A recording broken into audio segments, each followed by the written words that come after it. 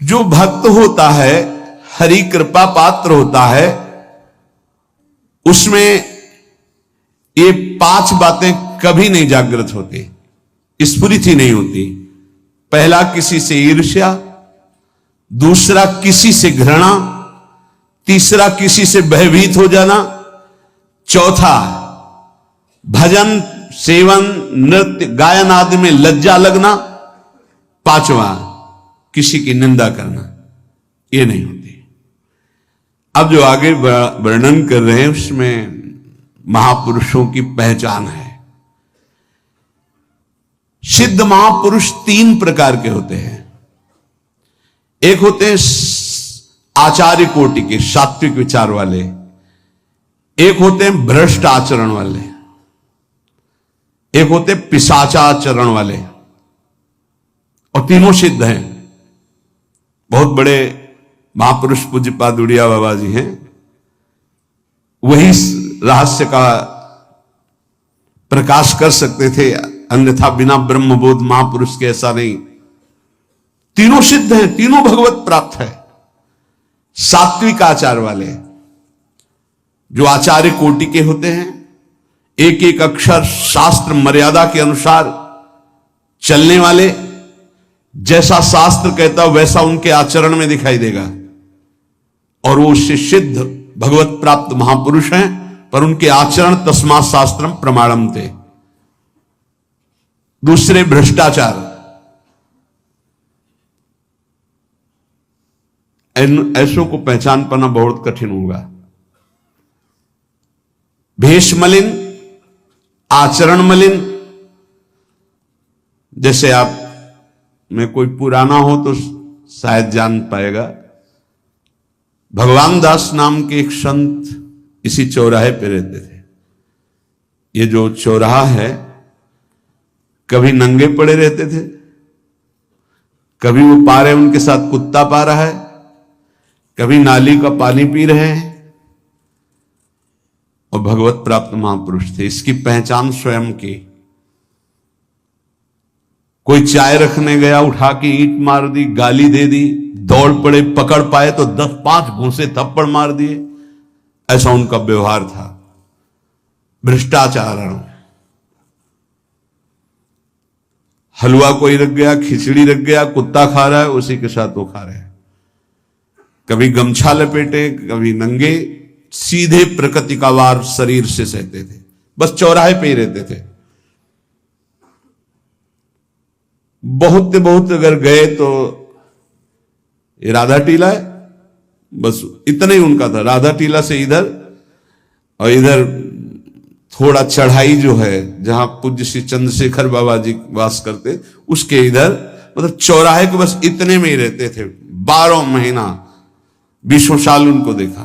तो जब काशी से आए हुए थे तो उनको देखा तो उनकी दृष्टि से लगा कि ये स्थिति प्रज्ञ महापुरुष हैं, पर अपने को छुपाए हुए ऐसी लीला करें। पर उनके कुछ ऐसे आचरण थे जिनसे लगा कि इनकी, हमें लगता है, बुद्धि खराब है क्या, मतलब पागलपन का दौड़ा है क्या। ऐसे राधा रमण जी दर्शन करने गए तो जो पुंडरीक जी हैं, इनके बाबा, वो उस समय थे, उनके पुत्र जो पुंडरीक जी के पिताजी, वो उनके सहायोग में।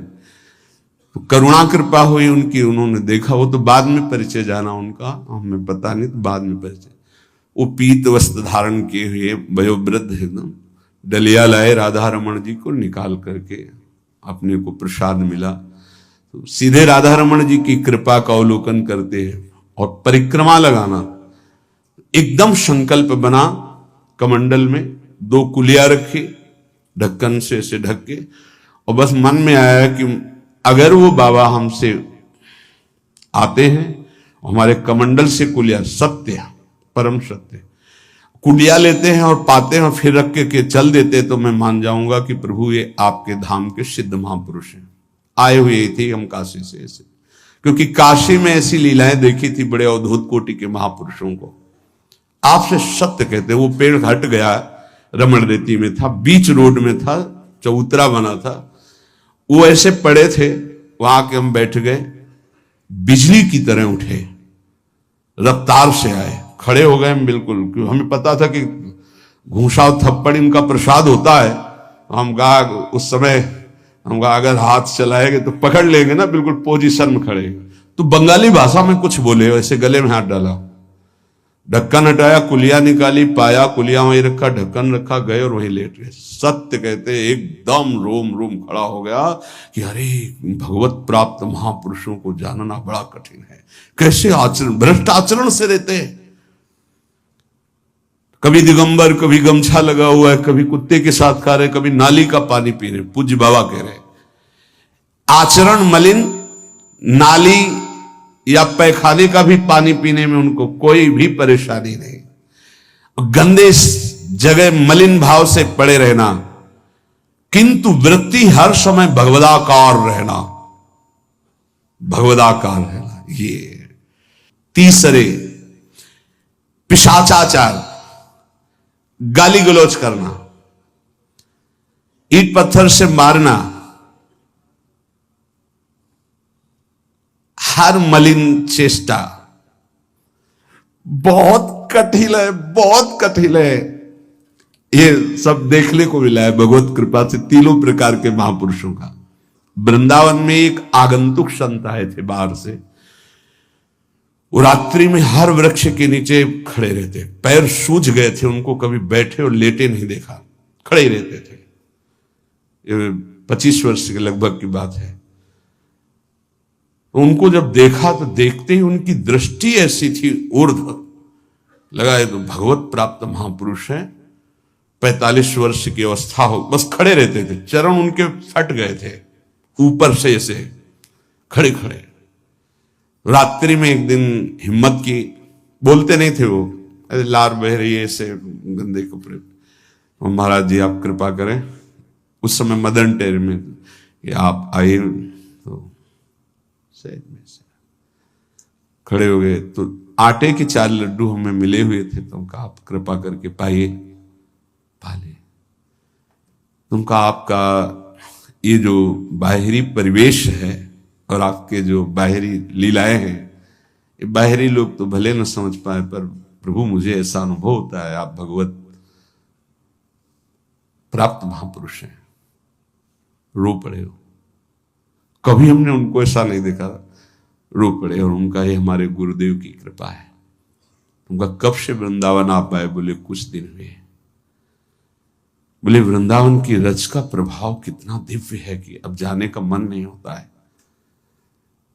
पर आप अब दोबारा हमसे मिलने की चेष्टा मत कीजिएगा, कभी दूर से देख लीजिएगा, पर आप कभी मिलिएगा नहीं। आप भक्त हैं इसलिए आपसे संभाषण कर लिया। ये तो आपने सुना, सुबह की लीला, ईंट चल रही थी उनपे, वो दिगंबर खड़े थे, ईंट मार रहे थे लोग, परिक्रमा वाले लोग उनको ईंट मार रहे थे, कई जगह उनके ईंट लगी। उनको लग रहा था पागल है, नहीं पहचाना जा सकता। 3 प्रकार के महापुरुष होते, एक होते सात्विक आचार वाले, बहुत जो शास्त्रीय आज्ञा वैसे ही अक्षरशः आपको दिखाई देंगे, आचार्य कोटि के, पवित्र शरीर, पवित्र वस्त्र, पवित्र आचरण, एकदम आचार्य कोटि। दूसरे एकदम भ्रष्ट आचरण, समझ ही नहीं सकते आप। तीसरे पिशाच की तरह, समझ ही नहीं सकते उनको। अब लाभ होता है केवल पहले वाले से, सात्विक, तस्मात् शास्त्रम प्रमाणम थे, इससे जनता का लाभ होता है। इन 2 से विशेष हानि हो जाती है, क्योंकि इनके आचरण ऐसे होते हैं, साधु अवज्ञा तुरंत बहुत जल्दी विनाश होता है ऐसे महापुरुषों के अपमान से। सात्विक महापुरुषों के नहीं, अगर उनसे अपमान भी हो जाएगा तो क्षमा करेंगे वो सब। इनको न क्षमा से मतलब है, न पिटाई से मतलब है, इनकी दैवी शक्ति तुम्हारा नाश कर देगी। ऐसे से बहुत, क्योंकि इनको समझ में नहीं आएगा ना। काशी में भी देखा, कुल्हड़ चल रहे हैं सब, और ब्रह्माकार वृत्ति है, लोग समझ नहीं पा रहे हैं, चाहे कि कुल्हड़ जमा मार रहे हैं उनके ऊपर। ऐसे किया, बिल्कुल जो चर्म है प्रकृति को सहते सहते भैंसे का जैसे हो गया मोटा एकदम, और उनके ऊपर मार पड़ रही है, वो मुस्कुरा रहे हैं, चल रहे हैं। हमका गजब हो गया, ब्रह्माकार स्थिति महापुरुष के सामने, ऐसे कोई समझ ही नहीं पाता। तो कह रहे हैं ऐसे भक्तों से प्रायः सबकी हानि हो जाती है, क्योंकि समझ पाते नहीं कि स्थिति क्या है, और जब उनका अपमान करते हैं, उनको मारते हैं, पीटते हैं, उनका सर्वनाश हो जाता है। वो करते नहीं है, उनका प्रभाव कर देता है, पर सात्विक महापुरुषों से किसी का मंगल नहीं होता। इसलिए समाज का परम मंगल शास्त्र के द्वारा आचरण किए हुए जो सिद्ध महापुरुष हैं उनसे होता है। ये दो प्रकार के महापुरुष जो होते हैं, कई तरह से हानि हो जाती है, आप समझ ही नहीं पाएंगे, आप अपमान कर देंगे, अनिष्ट हो जाएगा आपका, क्योंकि यहां ना क्षमा है ना दंड है। दैवी शक्तियां उनकी सुरक्षा में लगी हुई, वो सर्वनाश कर देंगी।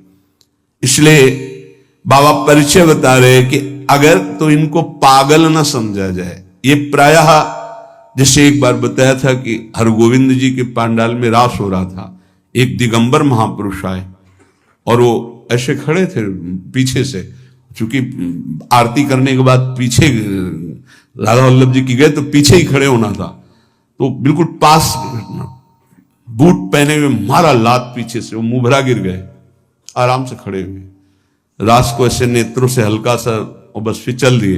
वो पीछे 10 बार लात मारता गया, वो मुड़ के नहीं देखा किसने मारा, पीछे पीछे हम 10 कदम चले, गजब हो गया, ऐसी स्थिति इस महापुरुष की। और ये बावरा जान नहीं रहा कि अपना सर्वनाश कर दिया हमने, और वो गजेंद्र की तरह मतवाले ऐसे फोगला की तरफ चल के निकले। कैसे समझोगे महापुरुषों को? बाहरी व्यवहार।